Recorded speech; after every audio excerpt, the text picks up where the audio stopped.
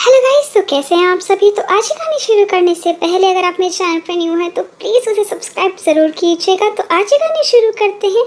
आज पहली बार मेरे बेटे ने मेरे लिए आवाज़ उठाई।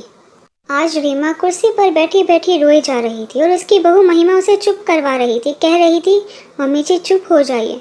कुछ देर रोने के बाद रीमा चुप हो जाती है और महिमा से कहती है, बेटा यह खुशी के आंसू थे, पूरी उम्र निकल गई दुख के आंसू बहाते बहाते, पर आज जब मेरे बेटा बहू मेरे सम्मान के लिए बोले तो मैं अपनी खुशी शब्दों में बयां नहीं कर सकती। 15 साल हो गए मुझे इस घर में रहते हुए। जब तुम्हारे ससुर जी चल बसे, नीरज 10 साल का था, तो इसके बड़े पापा बड़ी मम्मी ने कहा, तुम अकेली नहीं हो और हमें अपने साथ यहाँ ले आए। हम यहाँ रहने लगे। मैंने मना भी किया पर उन्होंने हमारा घर बेच दिया, यह कहकर कि खाली घर पर कोई भी कब्जा कर सकता है, और इनका बिजनेस नीरज के बड़े पापा ने संभाल लिया। भाई साहब के 2 बेटियां थीं, इसलिए जेठानी जी ने नीरज को पढ़ाने से तो मना नहीं किया पर उसे पूरा अपने काबू में कर लिया और वह मुझसे दूर होता चला गया। कुछ दिनों में जेठानी जी मुझसे घर का काम नौकरानी की तरह करवाने लगी। मैं पढ़ी लिखी थी। एक दिन मैंने कहा भी कि मैं अपने बेटे को लेकर कहीं जाकर नौकरी कर कर गुजारा कर लूँगी, तो वह बोले तुम्हें जाना हो तो जाओ, पर नीरज हमारे पास ही रहेगा। तो महिमा ने पूछा, मम्मी जी जब आप इतनी पढ़ी लिखी थी तो आपने पापा जी का बिजनेस क्यों नहीं संभाला। तो रीमा ने कहा, बहू मैं क्या करती, तुम्हारे ससुर के जाने के बाद मैं बिल्कुल गुमसुम सी हो गई थी। कई महीने लगे मुझे संभलने में। तब तक जेठ जी पूरा बिजनेस अपने काबू में कर चुके थे। फिर अब मैं क्या करती, अपने बच्चे के लिए मुझे सब बर्दाश्त करना पड़ा।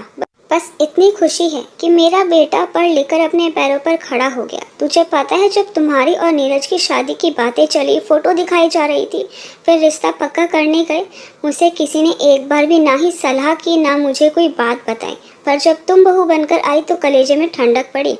पर शादी के बाद जब तुम मुझसे घुलने मिलने लगी तो जेठानी जी को यह भी बर्दाश्त नहीं हुआ।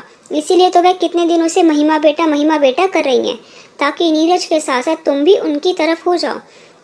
तुम्हें पता है मैं घर के सारे काम करती थी, खाना बनाती थी, सब खाना खाते थे, पर हमेशा बुराई करके। जब आज तुमने ये कहा कि मम्मी जी घर के काम नहीं करेगी, हम मेड रखेंगे जो बर्तन पोछा डस्टिंग कपड़े सब कर जाएगी, बस खाना हम सब मिलकर बनाएंगे, तभी तो जेठानी जी का गुस्सा आ गया और उन्होंने मुझे मारने तक के लिए हाथ उठा लिया कि हमारे टुकड़ों पर पलते हो और हमें ही काटने को दौड़ते हो। पर जब आज पहली बार मेरे बेटे ने मेरे लिए आवाज़ उठाई कि मेरी माँ यहाँ आपके टुकड़ों पर नहीं बल्कि आप हमारे टुकड़ों पर पलते हो।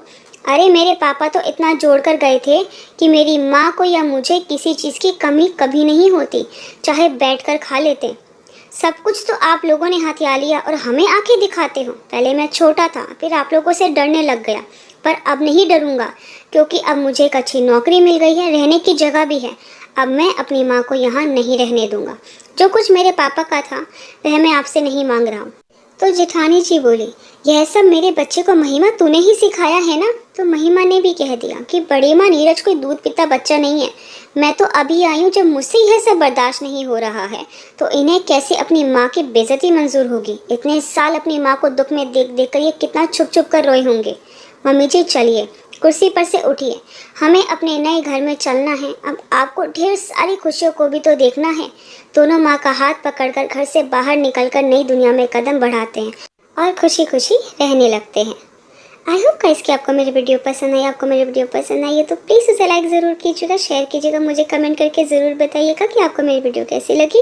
अगर आपने अभी तक मेरे चैनल को सब्सक्राइब नहीं किया तो प्लीज़ उसे सब्सक्राइब ज़रूर कीजिएगा। Thank you so much guys मेरी वीडियो देखने के लिए।